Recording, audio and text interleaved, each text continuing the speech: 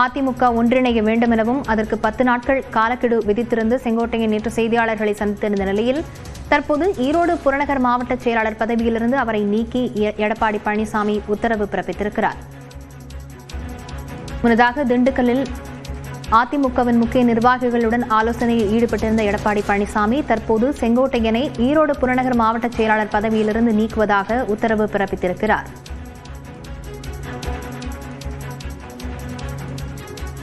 இது தொடர்பாக நம்மிடையே மேலும் பேசுவதற்காக ஆசிரியர் கார்த்திகை செல்வன் இணைந்திருக்கிறார். வணக்கம் சார். வணக்கம். செங்கோட்டையன் மீதான நடவடிக்கை அப்படிங்கிறது திரு எடப்பாடி பழனிசாமியினுடைய நிலைப்பாடு அல்லது கட்சியினுடைய நிலைப்பாடு அப்படிங்கறத உறுதிப்படுத்தக்கூடிய ஒரு செய்தி அப்படின்னு பார்க்கணும். அவரு ஒரு மாவட்ட செயலாளர் மட்டுமல்ல, அவர் மாநில பொறுப்புல இருந்தும் நீக்கப்படுகிறார். அதுதான் முக்கியமானது. ஈரோடு புறநகர் மாவட்ட செயலாளர் பொறுப்பு அப்படிங்கிறது முக்கியமாக இருந்தாலும் கூட அதே போல ஒட்டுமொத்தமாக எல்லா பொறுப்புகள் இருந்தும் அவர் நீக்கி வைக்கப்படுகிறார் அப்படிங்கிறது இதுல நம்ம கவனிக்க வேண்டிய ஒரு அம்சமாக இருக்கிறது. அதே போல இந்த செய்தியை நான் தொடர்ச்சியா நம்ம பார்க்கிற வகையில கட்சியினுடைய ஒருங்கிணைப்பு அத்தனை பேரையும் ஒருங்கிணைய வைக்க வேண்டும், இங்கிருந்து கட்சியிலிருந்து வெளியேற்றப்பட்டவர்களை எல்லாம் இணைக்க வேண்டும் அப்படிங்கிறது தான் செங்கோட்டையன் சொன்ன ஒரு அடிப்படையான செய்தி. அதுக்குதான் 10 நாள் கெடு அல்லது அதை பொதுச் செயலாளர் முடிவெடுக்க வேண்டும் அப்படிங்கிற கருத்தை எல்லாம் முன்னிச்சிருந்தாரு. அப்போதே இதுக்கு உடனடி எதிர்வினை அப்படிங்கிறத திரு எடப்பாடி பழனிசாமி பொதுக்கூட்டங்கள், அவர் இன்னைக்கு பரப்புரை கூட்டங்கள் மேற்கொண்டிருக்கிறாரு, அந்த கூட்டங்கள்ல அவர் பேசுவாரான்ற எதிர்பார்ப்புகளா இருந்தது. ஆனால் அவர் அங்கே அது பேசல. அதுக்கு பதிலாக இன்றைக்கு கட்சியினுடைய மூத்த நிர்வாகிகள், ரொம்ப குறிப்பா திரு செங்கோட்டையன் சொன்னார் இல்லையா, 6 பேர் நாங்கள் சென்று திரு எடப்பாடி பழனிசாமியை சந்தித்து பேசினோம் அப்படின்னு சொல்லக்கூடிய அந்த தகவல் இருக்கக்கூடியவர்கள் எல்லாம் அழைத்து ஒரு ஆலோசனையை நடத்திவிட்டு அதற்கு பிறகு இந்த நடவடிக்கை என்பது நடந்திருக்கிறது. முதல் கட்டமாக செங்கோட்டையனுடைய பொறுப்புகள் கட்சியிலிருந்து நீக்கப்பட்டிருக்கிறார் அப்படிங்கிறதுல இருந்து திரு எடப்பாடி பழனிசாமி இந்த ஒருங்கிணைப்பு அப்படிங்கிற அல்லது பிரிந்து சென்றவர்களை இணைத்துக் கொள்வது என்கிற விவகாரத்துல உறுதியாக இருக்கிறார் அப்படிங்கிறதுதான் செய்தி. இது ஏற்கனவே ஆலோசனை கூட்டம் நடந்த காலத்திலேயே அவர் இந்த முடிவைத்தான் எடுக்க போகிறார், அதைத்தான் அவர் குறிப்பிட்டிருக்கிறார் அப்படிங்கிற செய்திகளும் வந்து கொண்டிருந்தன. உறுதியான தகவலா இது ஏற்கனவே எதிர்பார்க்கப்பட்ட ஒன்றுதான். திரு எடப்பாடி பழனிசாமி அல்லது அவரோடு இருக்கக்கூடிய அவருடைய தலைமை உள்ளிட்ட அம்சங்களை பொறுத்த வரைக்கும் அவர்கள் சொல்லக்கூடியது என்பது ஏற்கனவே கட்சிக்கு விரோதமாக நடவடிக்கைகளில் ஈடுபடக்கூடியவர்கள் அப்படின்னு தான் இவர்கள் எல்லாம் வெளியேற்றப்பட்டிருக்கிறார்கள், அது ஓரங்கட்டப்பட்டிருக்கிறார்கள். மீண்டும் அவர்களை உள்ளே அழைப்பது அப்படிங்கிறது கட்சி தலைமைக்குள்ள அல்லது கட்சிக்குள்ள வெவ்வேறு வகையான குழப்படிகளை பிற்காலங்கள்ல ஏற்படுத்துவதற்கான வாய்ப்பு இருக்கிறது என்பதனால திரு எடப்பாடி பழனிசாமி உறுதியாக அதுல எந்த மாற்று கருத்தும் இருக்கக்கூடாதுங்கிற ஒரு தெளிவான நிலைப்பாட்டை எடுத்திருக்காரு. தலைமையில பொதுச் செயலாளர் அப்படிங்கிற இடத்துல இருந்து திரு எடப்பாடி பழனிசாமி தான் அதுல உறுதியாக இருக்கிறார். தலைமை அவர்தான். கட்சிக்கான எதிர்காலம் அல்லது கட்சிக்கான தலைமை என்பதுல எந்த மாற்று கருத்து இல்ல. தலைமை எடுக்கக்கூடிய முடிவை நாங்கள் அத்தனை பேரும் ஏற்றுக்கொள்கிறோம். ஏற்கனவே நீங்க நேற்றைக்கு திரு திண்டுக்கல் முன்னாள் அமைச்சருடைய அந்த நம்ம செய்தி பார்த்திருப்போம். அதுல அவர் தெளிவாக சொல்லியிருந்தாரு, எடப்பாடி பழனிசாமி பொதுச்செயலாளர் எடுக்கக்கூடிய நிலைப்பாடு தான் எங்களுடைய நிலைப்பாடு அப்படிங்கிற உறுதியான கருத்தை திரு செங்கோட்டையனுடைய கருத்துக்கு மாற்று கருத்தாக சொல்லும் போது அதை குறிப்பிட்டிருந்தாரு. அதனால இந்த நிலைப்பாட்டை மற்றவர்களும் ஆதரிக்கிறார்கள் தான் பார்க்கணும். இந்த செய்தி கூட்டணி கட்சிகளுக்கும் இதுதான் செய்தியாக இருக்கிறது. இந்த கூட்டணி அமையும் போதே 2 அம்சங்களை அவர் ஒரு தன் தரப்பு எதிர்பார்ப்பாக முன்வைத்தார் அப்படிங்கிற ஒரு செய்தியும் திரு எடப்பாடி பழனிசாமியுடைய ஆதரவாளர்கள் முன்னாடியே சொல்லிட்டு இருப்பாங்க. ஒன்று, பாஜக கூட்டணி என்று வரும்போது கூட்டணிக்கான முதலமைச்சர் வேட்பாளர் அப்படிங்கிறது திரு எடப்பாடி பழனிசாமி, அதுல எந்த மாற்று கருத்தும் இருக்கக்கூடாது என்பதும்.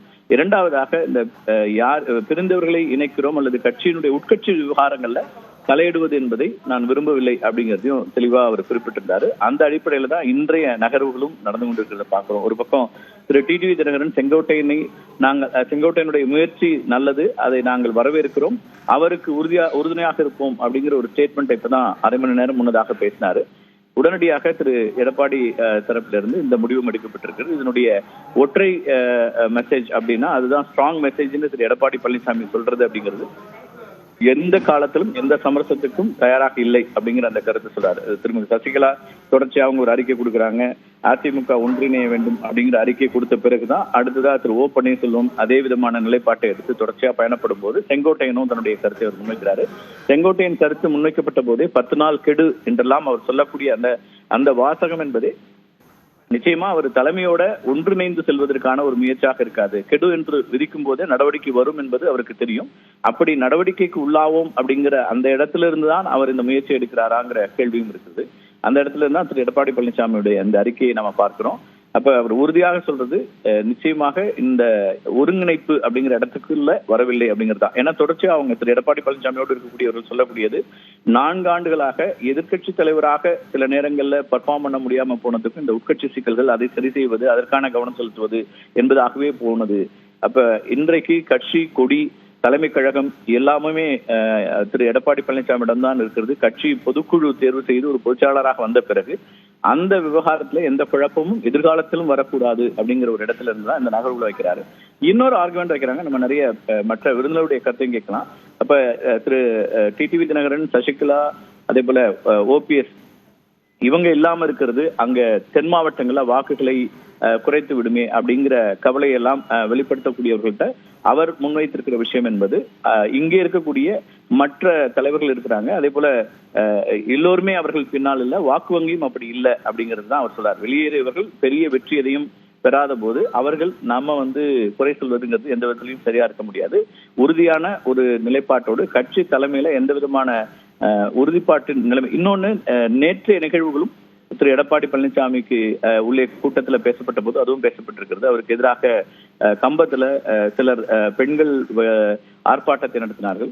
அதுல எடப்பாடி பழனிசாமி தரப்புல அவங்க வைக்கக்கூடிய குற்றச்சாட்டுங்கிறது அது திரு ஓ பன்னீர்செல்வம் அங்கே இப்படியான ஒரு பெண்களை வைத்து ஒரு ஆர்ப்பாட்டத்தை நடத்தியது அது ஏற்பாடு செய்யப்பட்ட ஒரு ஆர்ப்பாட்டம் என்பதாக அவங்க அதை முன் வச்சாங்க. அதுக்கு பிறகுதான் அவரை ஆதரித்து பேனர் வந்ததையும் நம்ம பார்த்தோம். அடுத்த 1 மணி நேரத்துல போடியில திரு எடப்பாடி பழனிசாமியினுடைய ஒற்றை தலைமை தான் எங்களுக்கு தேவை என்று அதே பகுதியில திரும்பி பார்த்தோம்.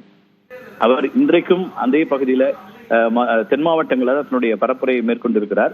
அந்த பரப்புரை மேற்கொள்ளக்கூடிய இடங்கள் எல்லாம் இது போன்ற நிகழ்வுகளும் நடந்து இருக்கக்கூடிய சூழல் இருந்துதான் இன்றைய ஆலோசனை கூட்டத்துக்கு பிறகு இப்படி ஒரு முடிவு வந்திருக்கிறது. அப்ப அவர் தெளிவா சொல்லக்கூடியது எந்த விதமான காம்ப்ரமைஸுக்கும் தயாராக இல்லை என்கிற அந்த கருத்தை அழுத்தமா பதிவு பண்ணியிருக்கிறார். பார்க்கலாம், நம்ம விருந்தினருடைய கருத்தையும் கேட்கலாம். உங்களுடைய விரிவான கருத்துக்களுக்கு மிக்க நன்றி சார்.